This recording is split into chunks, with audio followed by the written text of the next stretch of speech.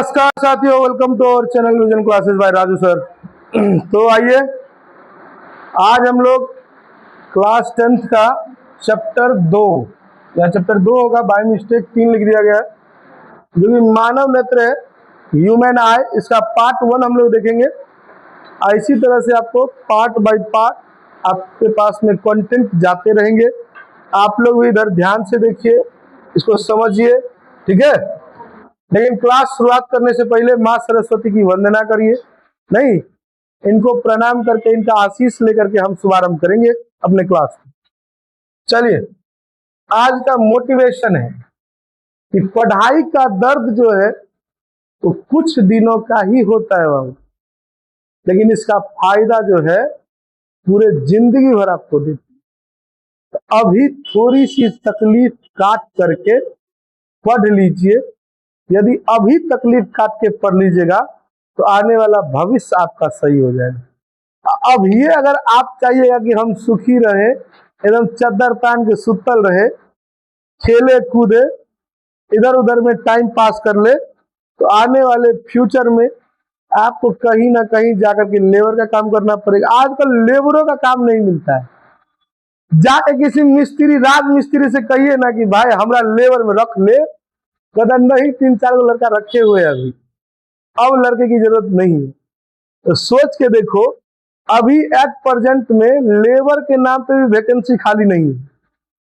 आप लोग के समय में वैकेंसी खाली रहेगी। तो इसीलिए सबसे बस यही कहेंगे, अभी एकदम मन को मार करके थोड़े से दर्द को सहन कर लीजिएगा, तो आने वाले समय में आपका जो दर्द है कहीं ना कहीं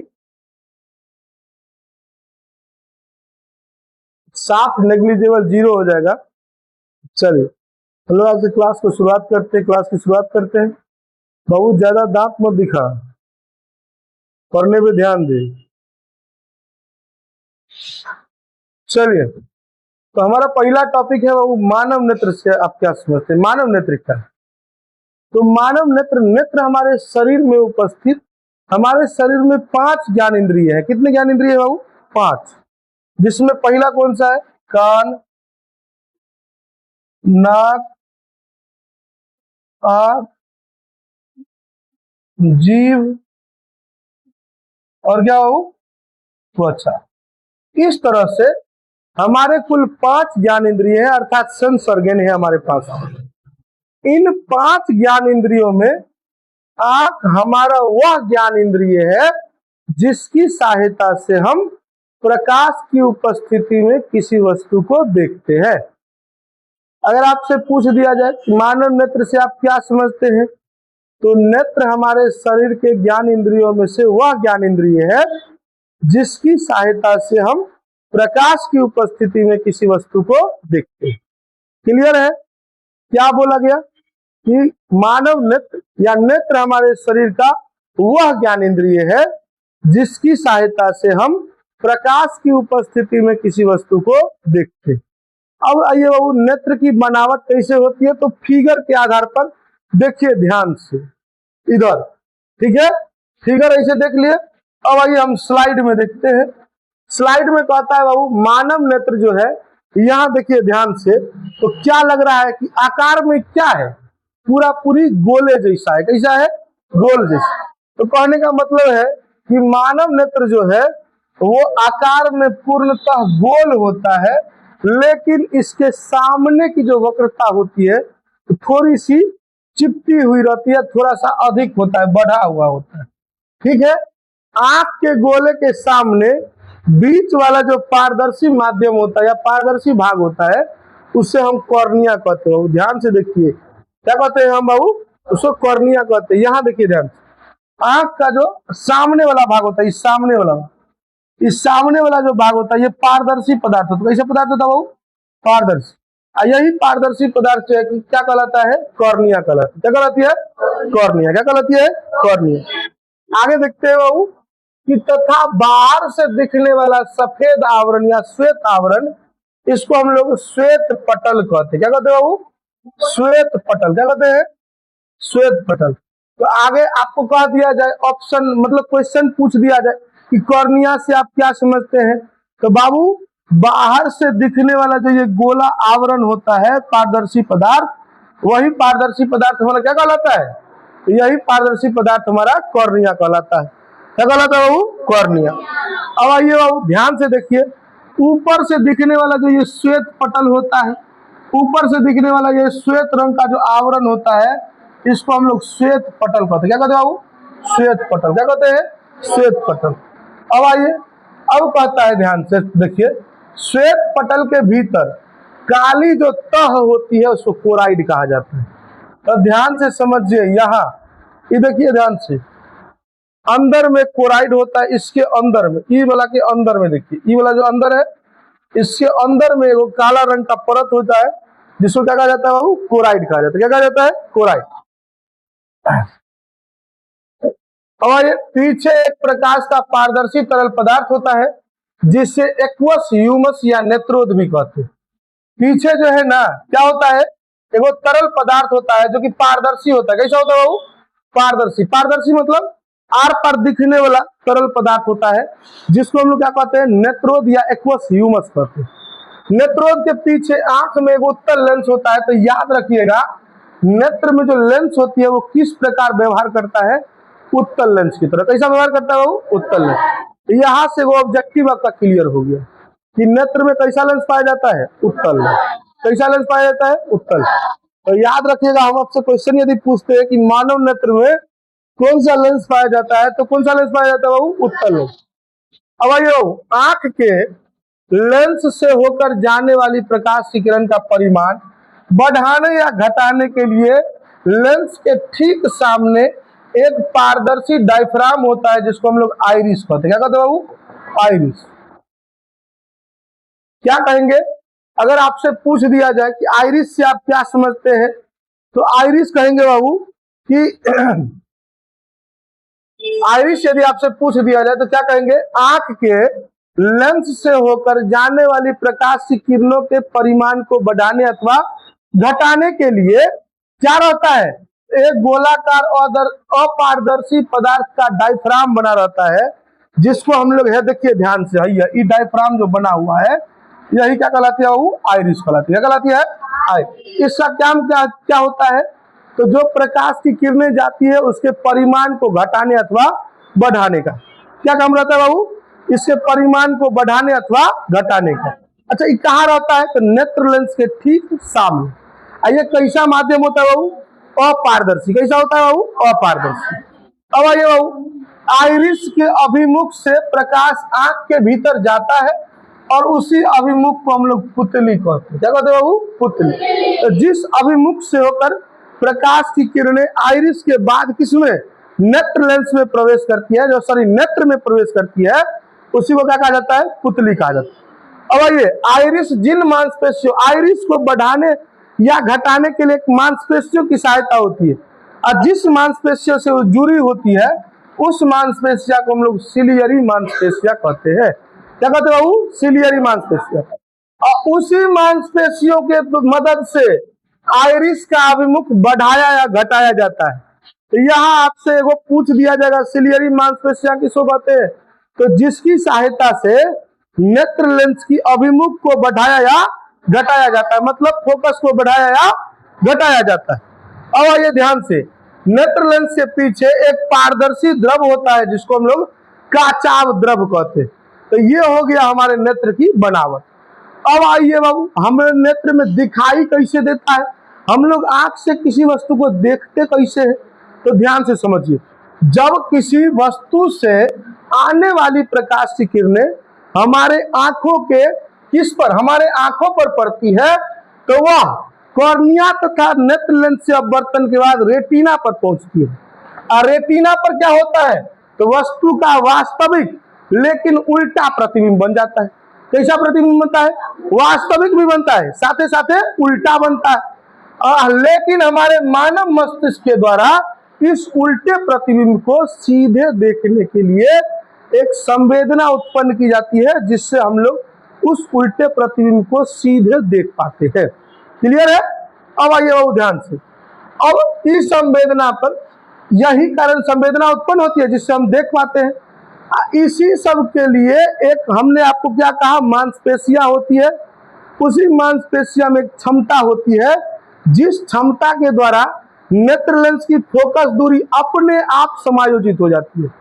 दूर है तो दूर के लिए जो फोकस दूरी बढ़ाना है तो बढ़ जाती है, पास है तो घटाना है तो घट जाती है, अपने आप बढ़ती और घटती है। तो एक क्षमता दी जाती है सिलियरी मांसपेशियों के द्वारा, वो क्षमता आसमंजन क्षमता कहलाती है, जो कि हम आगे पढ़ेंगे। उसी क्षमता के द्वारा नेत्र लेंस की फोकस दूरी ऑटोमेटिक समायोजित हो जाती है। समायोजित होना मतलब बढ़ना और घटना को समायोजित होना कहते हैं।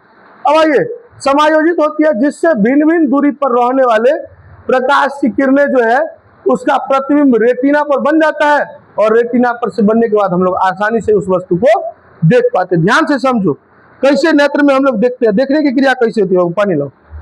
देखने की क्रिया के लिए सबसे पहले हम जानते हैं कि किसी वस्तु से टकराकर प्रकाश की किरणें हमारे आंख तक पहुंचती है। आंख पर पहुंचने के बाद कॉर्निया तथा नेत्र लेंस से उसका अपवर्तन होता है, और वो कहां पहुंचती है, रेटिना पर पहुंचती है। रेटिना पर पहुंचती है तो कैसा प्रतिबिंब वहां रहता है, वास्तविक, लेकिन कैसा, उल्टा। तो हम लोग अगर रेटिना पर सीधे रेटिना पर दिख के सीधे सीधे हम देखें किसी वस्तु को तो हमको उल्टा दिखेगा, ऊपर वाला नीचा, नीचे वाला ऊपर दिखना शुरू हो जाए। लेकिन हमारे मानव मस्तिष्क में एक संवेदी उत्तक होती है जिनके द्वारा क्या किया जाता है, तो उस उल्टे प्रतिबिंब को सीधे देखने की संवेदना उत्पन्न की जाती है। साथ ही साथ में कभी कभार क्या होता है, भिन्न भिन्न दूरी पर स्थित वस्तु रहती है, तो उसके लिए हमारे आंख में एक आसमंजन क्षमता बनाई गई है, जो कहा किस मांसपेशियों में रहती है, सिलियरी मांसपेशिया में रहती है। उसके द्वारा जब हम जानते हैं दूर वाली वस्तु रहेगी तो आसमंजन फोकस दूरी बढ़ने चाहिए, अगर पास रहे तो फोकस दूरी घटनी चाहिए। तो उस प्रकार के समायोजन को ऑटोमेटिकली वो कर देता है, जिसके कारण किसी भी दूर से आने वाली वस्तु का भी प्रकाश हमारे रेटिना पर पहुंचती है प्रतिबिंब, और साथ ही साथ में दूर रखी वस्तु का भी प्रतिबिंब कहां बन जाता है, रेटिना पर बन जाता है। इस प्रकार हम किसी वस्तु को देखते हैं। देखने के लिए सबसे पहले बाबू तीसरी बार हम बता रहे, सबसे पहले क्या होता है, किसी वस्तु से प्रकाश की किरणें हमारी कहां पहुंचती है, तो कॉर्निया से नेत्र लेंस पर पहुंचती है, वहां प्रकाश का क्या हो जाता है, अपवर्तन हो जाता है, और अपवर्तन होने के बाद वो सीधे सीधे कहां पहुंच जाती है, रेटिना पर। और रेटिना पर कैसा प्रतिबिंब देखा जाता है बाबू, वास्तविक लेकिन उल्टा। तो हमारे मानव मस्तिष्क में संवेदी उत्तक होती है जिसके द्वारा क्या किया जाता है, उस उल्टे प्रतिबिंब को सीधा कर दिया जाता है। नहीं, अब क्या होता है, तो सीधा कर दिया गया मतलब समझिए कि सीधा प्रतिबिंब बन गया। और क्या होता है कि कभी वस्तु या तो पास में रह जाता है, कभी वस्तु दूर में रह जाता है। उसके लिए हमारे आंख की फोकस दूरी बढ़नी या घटनी चाहिए, और बढ़ाने या घटाने के लिए ऑटोमेटिक प्रोसेस होता है, जिस प्रोसेस के द्वारा क्या किया जाता है, फोकस दूरी अपने आप बदलती रहती है। ठीक है ना, फोकस दूरी बदलने से क्या हो रही है, तो दूर से आ रही वस्तु का प्रतिबिंब भी रेटिना पर बन जाता है, और पास से आ रही वस्तु का प्रतिबिंब भी रेटिना पर बन जाता है, जिससे हम किसी वस्तु को आराम से देख पाते हैं। आगे ये अगला क्वेश्चन हमारा कहता है कि तीव्र प्रकाश वाले कमरे से जब हम कम प्रकाश वाले कमरे में जाते हैं तो वस्तु को स्पष्ट रूप से देखने में कुछ देर का समय लगता है, ऐसा क्यों? अरे बाबू तू पहले आंख धो के आई है पंगाना शुरू। तो ध्यान से समझिए बाबू, जब हम तीव्र प्रकाश वाले कमरे में रहते हैं तो हमारी पुतली सिकुड़ी हुई रहती है। कैसी होती है बाबू? सिकुड़ी हुई। लेकिन कम प्रकाश वाले कमरे में किसी वस्तु को देखने के लिए कौन सी कैसी होनी चाहिए, पुतली फैली हुई पुतली होनी चाहिए। कैसी होनी चाहिए बाबू? फैली हुई। किसी भी कम प्रकाश वाले कमरे में देखने के लिए अगर फैली हुई पुतली रहती, सिकुड़ी हुई फैली हुई पुतली रहती है तो हम किसी वस्तु को देख सकते हैं।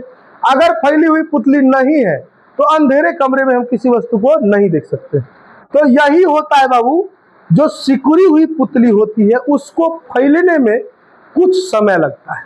क्या होता है बाबू? कुछ समय लगता है, चाहे 2 सेकंड कहिए, 2 मिनट कहिए, ये समय लगता है।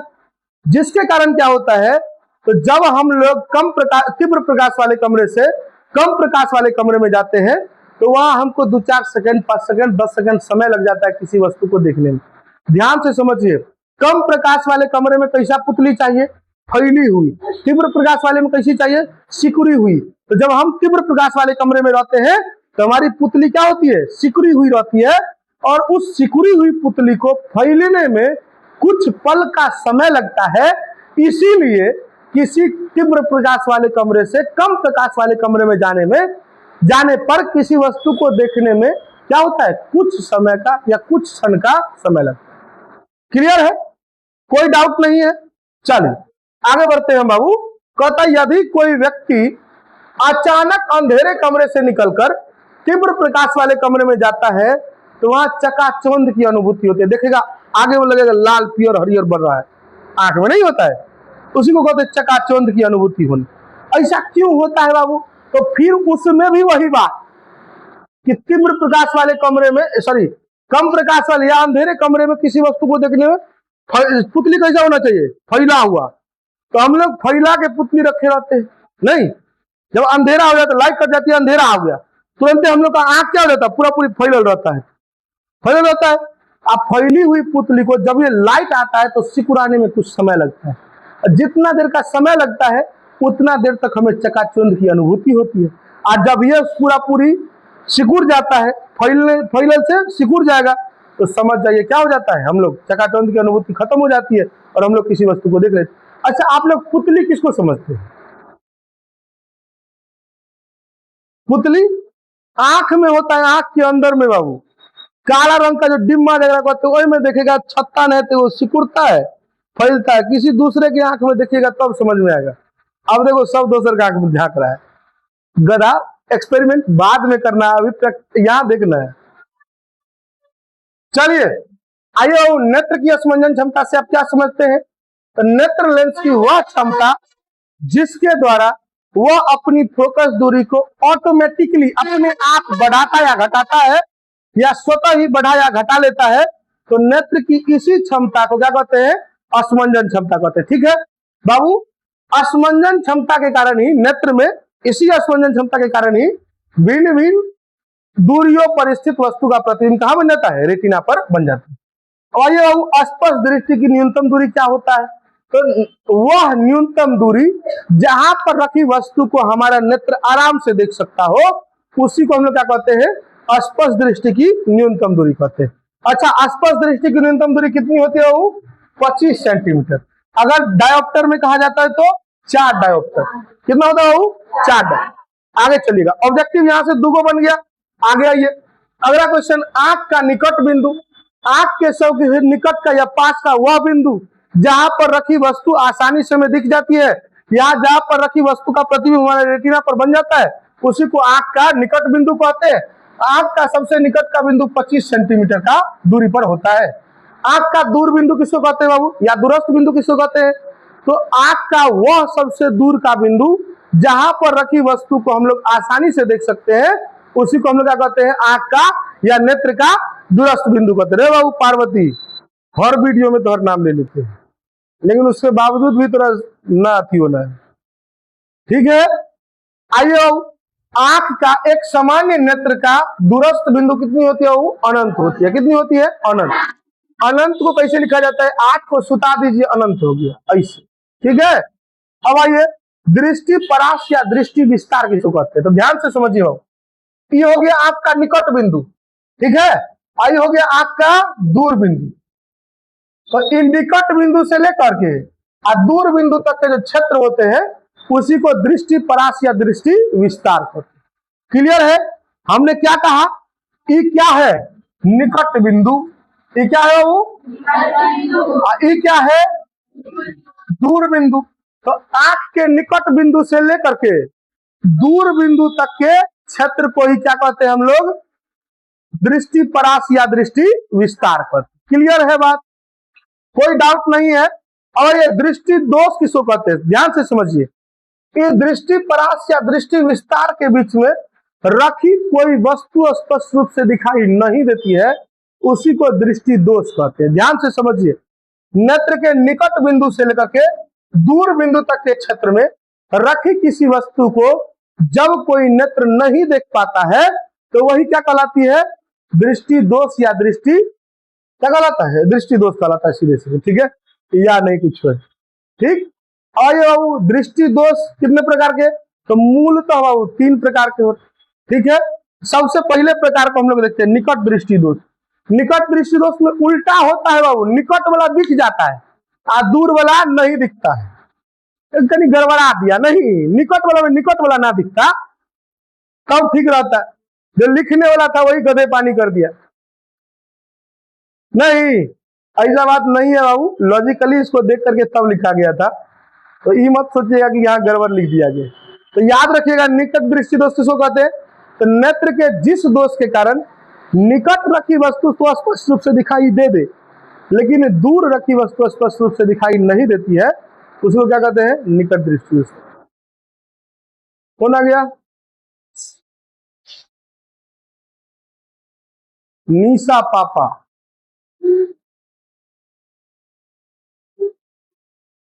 हम लोग किसको समझ रहे थे बाबू? निकट दृष्टि दोष को। निकट दृष्टि दोष में क्या होता है, क्या कहेंगे? नेत्र के जिस दोष के कारण निकट रखी वस्तु तो स्पष्ट रूप से दिखाई देती है, किंतु दूर रखी वस्तु स्पष्ट रूप से दिखाई नहीं देती है, तो नेत्र के इसी दोष को क्या कहते हैं? निकट दृष्टि दोष। ठीक है, अब आइए, यहां से ऑब्जेक्टिव क्वेश्चन अब आपका एगो दुगो बनेगा। ये देखिए, निकट दृष्टि दोष में क्या होता है और कैसे होता है, ये सारी चीजें हैं। ठीक है, निकट दृष्टि दोष होने का कारण है, समझिए ध्यान से। तो निकट दृष्टि दोष होने के कारण क्या होता है वो?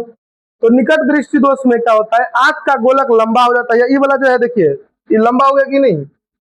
आंख का गोलक लंबा हो जाने के कारण तथा नेत्र लेंस की फोकस दूरी, सामान्य फोकस दूरी घटने या बढ़ जाने। ध्यान से देखिए, ई वाला है, यहां से दिखाई दिया होगा। ठीक है, इससे कारण होता है, क्या होता है इससे कारण? इन दोनों कारणों से दूर से आ रही वस्तु का प्रतिबिंब रेटिना पर बनने के बदले रेटिना के कुछ आगे बन जाता है। ठीक है, रेटिना पर मान लीजिए यहां बनना चाहिए तो यहां बन जाती है।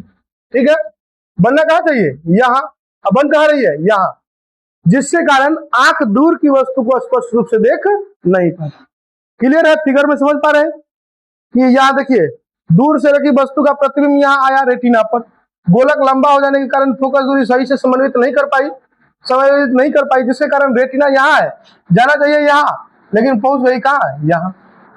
ठीक है, तो नेत्र के गोलक क्या हो जाने के कारण? लंबे हो जाने के कारण तथा नेत्र लेंस की सामान्य फोकस दूरी घट जाने के कारण होती है। किसके कारण होती है?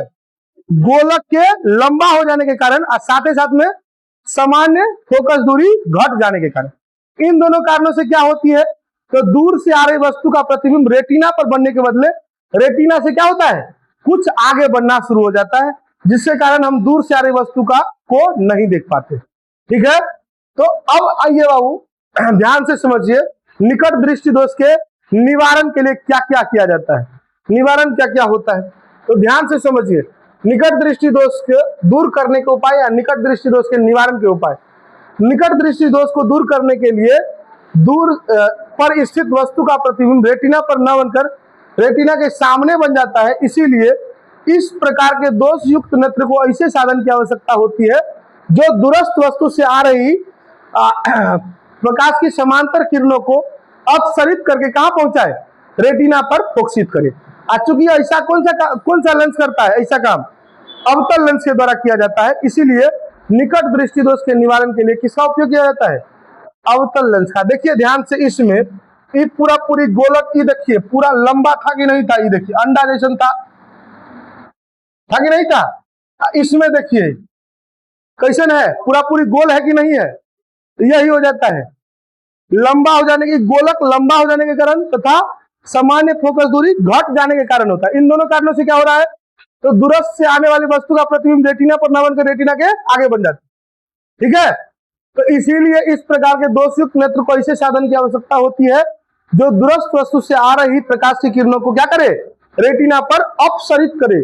ध्यान से याद रखिएगा, अवतल लेंस को अपसारी लेंस कहा जाता है, इसीलिए प्रकाश की किरणों को क्या करे? अपसरित करे। उत्तल लेंस को अभिसारी लेंस कहा जाता है, इसीलिए वहां जब हम जाएंगे वहां अभिसरित किया जाएगा। तो याद रखिएगा इस बात को। तो क्या करे? दूरस्थ वस्तु से आ रही प्रकाश की किरणों को कहा? तो रेटिना पर अपसरित करे। क्योंकि ऐसा काम किसके द्वारा किया जाता है? अवतल लेंस के द्वारा। तो इसीलिए निकट दृष्टि दोष के निवारण के लिए किस लेंस का उपयोग किया जाता है? अवतल लेंस का उपयोग किया जाता है। किस लेंस का उपयोग किया जाता है? अवतल लेंस का, जो कि आपको फिगर में दिख रहा है। तो जब कभी 5 नंबर में पूछा जाएगा तो आपको इतना ज्यादा लिखना पड़ेगा। ठीक है, पहले तो ई लिखेंगे, उसके बाद होने के कारण को लिखेंगे, फिगर बनाएंगे, उसके बाद इसके निवारण को लिखेंगे तो फिगर बनाएंगे। ये 5 नंबर है, ठीक है। वैसे 6 नंबर में फिजिक्स में पूछा जाता है, 5 नंबर में नहीं पूछा जाता है। 5 नंबर का सवाल फिजिक्स में नहीं आता है, ठीक है ना। क्या नंबर का आता है? 6 नंबर का। जैसे ओम का नियम पूछ देगा 6 नंबर का, कोई भी चीज पूछेगा तो 6 नंबर का, 5 नंबर का नहीं। जैसे 5 नंबर का सवाल हम लोग पढ़ते हैं ना, सुनते हैं ना, हाईएस्ट 5 नंबर का, लेकिन फिजिक्स में 5 नंबर का हाईएस्ट नहीं होता है, फिजिक्स में 6 नंबर का होता है। क्लियर है? तो चलिए देखिए बाबू, अब क्या होता है ना, इसको लिखिएगा ना, अब नंबर दिया जाने लगा स्टेप बाय। क्या कैसे? Step by. जैसे ई लिख दिए तो 2 नंबर आपको मिल जाएगा, ठीक है।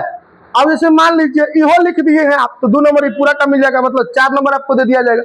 अब कोई बच्चा उठा ई वाला नहीं लिख पाया तो 4 नंबर मिलेगा, 6 नंबर नहीं मिलेगा। कोई बच्चा उठा कहा सर हमको ई नहीं आया, हम खाली यही लिख लीजिए, आपको 2 नंबर मिलेगा, ठीक है ना।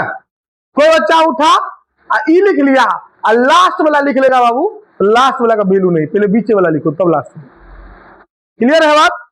अब कैसा नंबर मिलने लगा है? Step wise. कैसा? स्टेप वाइज, मतलब जैसे आप बनाइएगा उसी स्टेप के अकॉर्डिंग आपको नंबर देते चलेंगे। अब आइए बाबू, दीर्घ दृष्टि दोष या दूर दृष्टि दोष को समझते हैं।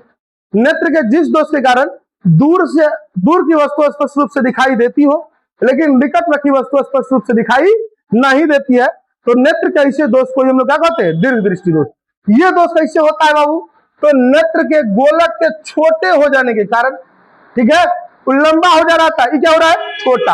अब फोकस दूरी इसमें घट जा रहा था, अगर फोकस दूरी बढ़ गया तो यहाँ सामान्य फोकस दूरी बढ़ जाने के कारण होता है। इन दोनों कारणों से निकट रखी वस्तु का प्रतिबिंब रेटिना पर न बनकर रेटिना के पीछे बनना शुरू हो जाता है। क्या बनना शुरू हो जाता है बाबू? रेटिना के पीछे। तो इसीलिए निकट से आ रही वस्तु का प्रतिबिंब जो रेटिना पर नहीं बनता है, उसी के कारण हम लोग निकट की वस्तु को स्पष्ट रूप से नहीं देख पाते, ठीक है। ये तो होने का कारण हो गया। अब देखिए एक चीज को यहां भी लिख दिया गया है और उसी चीज को वहां भी लिख दिया। चलो अब हम लोग इसके निवारण को देखते हैं, ठीक है। निवारण कैसे समझेंगे बाबू? तो यह जो दोष होता है बाबू, इस दोष में निकट से आ रही वस्तु का प्रतिबिंब रेटिना पर नहीं बनता है, नहीं। तो इस दोष युक्त नेत्र को एक प्रकार के ऐसे साधन की आवश्यकता होती है जो क्या करे, तो निकट से आ रही वस्तु का प्रतिबिंब, निकट से आ रही प्रकाश की किरणों को क्या करे? रेटिना पर अभिसरित करे। क्या करे? रेटिना पर अभिसरित करे। चूंकि ऐसा काम जो है वो किसके द्वारा किया जाता है? उत्तल लेंस के द्वारा किया जाता है। तो इसीलिए दीर्घ दृष्टि दोष के निवारण के लिए उत्तल लेंस का इस्तेमाल, अवतल लेंस का, सॉरी उत्तल लेंस का इस्तेमाल किया। कौन से लेंस का इस्तेमाल किया जाता है बाबू? उत्तल लेंस। बाबू यहाँ फिगर था, डिलीट हो गया, पता नहीं कैसे, तो हम लोग फिगर आपको नेक्स्ट टाइम दिखाते हैं, ठीक है। आगे जरा दृष्टि दोष क्या होता है?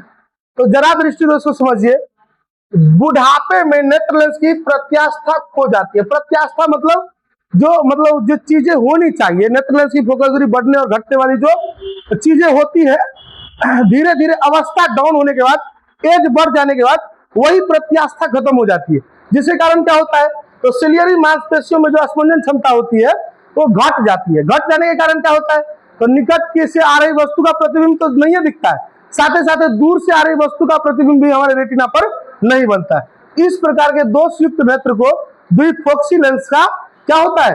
द्विफोक्सी लेंस का उपयोग किया जाता है, या द्विफोक्सी लेंस की आवश्यकता होती है, जिसमें ऊपर वाला जो लेंस होता है वो अवतल लेंस होता है और नीचे वाला जो लेंस होता है वो उत्तल लेंस होता है। ध्यान से देखिए, यहाँ लिखल है द्विफोक्सी लेंस या बाइफोकल लेंस।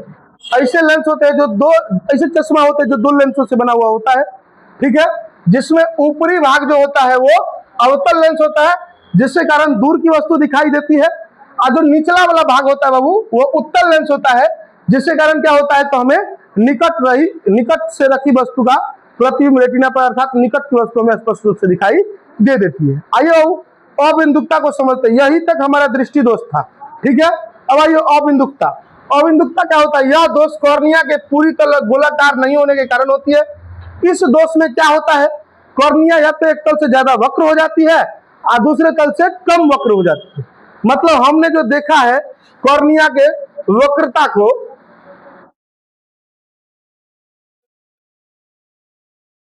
ध्यान से समझिए, यहां इस फिगर में देखिए,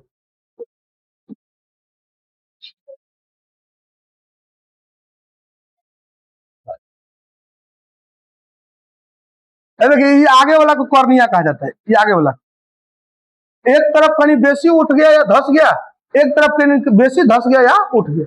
मतलब ये समझिए, कहने का मतलब क्या होता है, तो या तो क्या हो जाता है, बहुत ज्यादा एक तरफ वक्र हो जाता है, नहीं तो बहुत कम वक्र हो जाता है एक तरफ। तो इस तरह की कंडीशन में क्या होता है, तो इस तरह के कंडीशन में क्या होता है बाबू, तो एक ही साथ जो है उदग्र तथा क्षैतिज रेखाएं जो होती है वो फोकसित नहीं हो पाती है, जिससे कारण जो होता है कि नेत्र जो है वो किसी भी वस्तु को स्पष्ट रूप से देख नहीं पाता है। ठीक है, अब आइए बाबू हम लोग मोतियाबिंद को समझते हैं। किसको समझते हैं बाबू, मोतियाबिंद। तो बुढ़ापे में कुछ व्यक्ति का नेत्र लेंस जो होता है वो क्रिस्टलीय हो जाता है। कैसा हो जाता है, क्रिस्टलीय, या नहीं तो धुंधला हो जाएगा, नहीं तो दुधिया हो जाता है। तो क्या होता है, जिससे वस्तु की दृष्टि में कमी आ जाती है, मतलब देखने में कमी आ जाती है।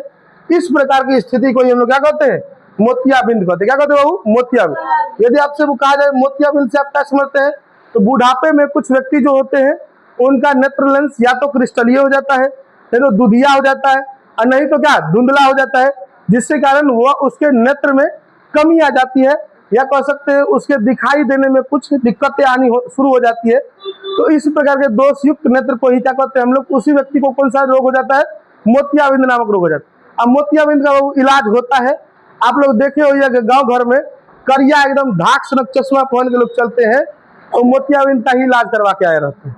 ठीक है, आयो हम लोग प्रिज्म या त्रिपार्श्व को देखते हैं। क्या देखते हैं बाबू, प्रिज्म या त्रिपार्श्व को। तो प्रिज्म किसको कहते हैं, कांच का बना ऐसा पारदर्शी माध्यम जो मूलतः 3 फलकों से घिरा हुआ होता है, तथा जिसका कोई भी 2 फलक एक दूसरे के समांतर ना हो। समांतर नहीं होने का मतलब क्या है, अब ऐसे एग्जाम्पल के तौर पर हम ऐसा करें, ऐसा लिख दिए,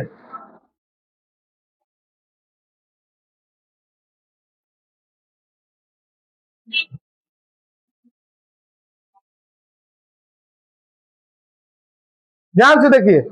अब ई इसके समांतर हो सकता है, कभी नहीं हो सकता है। ई इधर भागेगा, समांतर किसको कहेंगे, जो कभी कटेगा नहीं कहीं भी। यहाँ तो यही कट गया है, नहीं सब जगह कटल है कि ना कटल है। दैट मीन्स कहने का मतलब ये कभी समांतर एक दूसरे के नहीं हो सकते। यही कहता है आपको प्रिज्म या त्रिपार्श्व अगर बात किया जाए, तो कांच का बना वैसा पारदर्शी माध्यम जो मूलतः 3 फलकों से घिरा हुआ होता है, जिसका कोई भी 2 फलक आपस में एक दूसरे के समांतर न हो, उसी को हम लोग क्या कहेंगे, प्रिज्म कहेंगे। वास्तव में बाबू हमने क्या कहा, हमने क्या कहा, यहाँ प्रिज्म जो होता है वो मूलतः 3 फलकों से बना हुआ होता है। लेकिन अगर कहा जाए कि वो उसमें फलक कितने होते हैं, तो बाबू उसमें 5 सतह होते हैं। कितने सतह होते हैं बाबू, 5। 2 सतह त्रिभुजाकार होता है और 3 सतह जो होता है वो आयताकार होता है। कैसा होता है बाबू, 2 सतह त्रिभुजाकार और 3 सतह क्या होता है, आयताकार। और ये प्रिज्म का कोण किसको कहते हैं, प्रिज्म के किन्हीं 2 अपवर्तक सतहों के बीच के कोण को प्रिज्म का कोण कहते हैं। इसे ए से सूचित किया जाता है विचलन कोण। याद रखिएगा, प्रिज्म में आपतित किरणें जितने कोण से मुड़कर प्रिज्म से बाहर निकलती है वही क्या कहलाती है, तो विचलन कोण कहती है, जिसे डेल्टा से लिखा जाता है। जैसे उदाहरण के तौर पर प्रिज्म में आई, प्रिज्म कांच का बना हुआ है, ऐसे जाएगी, इसके बाद ये क्या होगा, 7 रंगों में विभक्त हो जाएगा, नहीं, जो कि हम लोग आगे पढ़ेंगे देखेंगे। तो ये जो देखिए ध्यान से, इस प्रिज्म से बाहर निकलने में जितना डिग्री कोण पर मुड़ेगा ना, वही जो है उसका क्या कहलाएगा, विचलन कोण कहलाएगा। जिसे किससे लिखा जाता है बाबू, डेल्टा से। किससे लिखा जाता है, डेल्टा। किससे लिखा जाता है, डेल्टा से। किससे,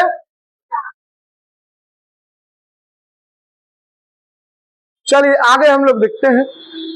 प्रकाश का वर्ण विक्षेपण से आप क्या समझते हैं बाबू, तो प्रकाश की किरणें, जब श्वेत प्रकाश की किरण को किसी प्रिज्म से गुजारा जाता है, तो वह बाबू अपवर्तन के बाद, किसके बाद, अपवर्तन के बाद अपने अवयवी 7 रंगों में विभक्त हो जाती है। कितने रंगों में विभक्त होती है बाबू, 7 रंगों में। श्वेत प्रकाश की किरण को इस प्रकार अपने अवयवी रंगों में विभक्त होने की क्रिया को ही प्रकाश का वर्ण विक्षेपण कहते हैं। अगर प्रकाश का वर्ण विक्षेपण आपसे पूछ दिया तो क्या कहेंगे? जब श्वेत प्रकाश की किरण को किसी प्रिज्म से होकर गुजारा जाता है तो वह अपने अवयवी 7 रंगों में विभक्त हो जाती है। श्वेत प्रकाश की किरण को इस प्रकार 7 रंगों में विभक्त होने की क्रिया को हम लोग क्या कहते हैं? प्रकाश का वर्ण विक्षेपन। वास्तव में प्रिज्म से जब 7 रंग को श्वेत प्रकाश को गुजारा जाता है तो 7 रंगों में विभक्त होते हैं। वो रंग इस प्रकार है: बैगनी, जामुनी, नीला, हरा, पीला, नारंगी और लाल। और रंगों के इन क्रम को संक्षेप में यहां हम लिख रहे हैं वैजानी पिनाला के नाम से। किसके नाम से जाना जाता है बाबू? वैजानी पिनाला।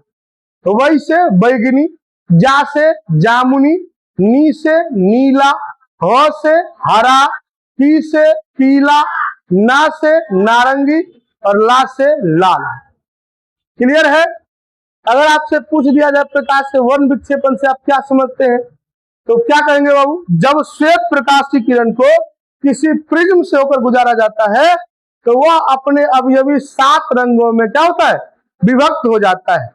तो श्वेत प्रकाश की किरण को इस प्रकार विभक्त होने की क्रिया को ही क्या कहते हैं हम लोग? प्रकाश का वर्ण विक्षेपण। अब वास्तव में जब प्रिज्म से इसको गुजारा जाता है तो वो 7 रंगों का क्रम इस प्रकार है: बैगनी, जामुनी, नीला, हरा, पीला, नारंगी और लाल। इनके वर्णों को संक्षेप में वैजानी पिनाला के नाम से जाना जाता है। अब ध्यान से देखिए, ये आपका प्रिज्म हो गया बाबू। क्लियर है? इनमें श्वेत प्रकाश की किरण यहां आई है, यहां आने के बाद ये 7 रंगों में विभक्त होना शुरू हो गया, जिसमें सबसे ऊपर क्या है? लाल। सबसे नीचे क्या है? बैगनी। अब आइए बाबू, वर्णपट या स्पेक्ट्रम, इसी से क्या होता है? तो यहाँ एक पर्दा पर 7 रंगों की रंगीन पट्टी तैयार होती है। तो जो पर्दा पर 7 रंगों की रंगीन पट्टी प्राप्त होती है उसी को वर्णपट या स्पेक्ट्रम कहते हैं। तो क्या यही लिखेंगे बाबू? नहीं। क्या लिखेंगे? प्रिज्म से प्रकाश के वर्ण विक्षेपण के बाद प्रिज्म के दूसरी ओर पर्दे पर बनी 7 रंगों की एक रंगीन पट्टी प्राप्त होती है, जिसे हम लोग क्या कहते हैं? वर्णपट या स्पेक्ट्रम कहते हैं। और वो भी स्पेक्ट्रम पर भी वही रंग होता है: बैगनी, जामुनी, नीला, हरा, पीला, नारंगी और लाल। ठीक है बाबू, आगे चलते। वर्णपट बाबू 2 प्रकार के होते हैं। वही पट्टी जो है ना, पर्दा पर जो रंग आता है ना, 2 प्रकार से आता है। एक पर पूरी क्लियर दिखाई देता है और एक पर जो है ना कुछ रंग क्लियर दिखाई नहीं देता है।